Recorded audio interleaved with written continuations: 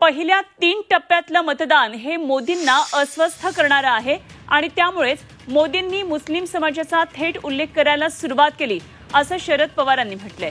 तर मवियाच्या 30 ते 35 जागा येतील असा विश्वासही पवारांनी व्यक्त केलाय।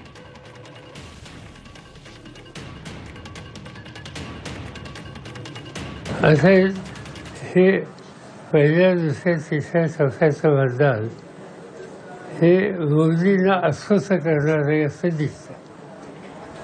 कारण पहिल्या आणि दुसऱ्या झाल्याच्या नंतर मोदींनी आपला तोल बदलला। त्यांनी मुस्लिम समाजाचा डायरेक्ट उल्लेख ओपनली केला आणि ओपनला करून त्यांना आता हा धर्मांतरवादी विचार घेऊनच काही बदल होईल अशा प्रकारची सरकार त्यांच्या मनात असावी हे त्याच्यामध्ये दिसते।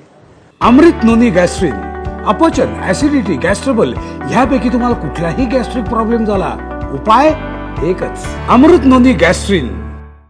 जसे जसे चौथे जातील तसं तसं त्यांचं स्थान हे संकटात जातंय अशा प्रकारची भावना त्यांच्या पक्षाच्या सरकारांच्यात असावी असा ऑब्झर्वेशन माझं आहे।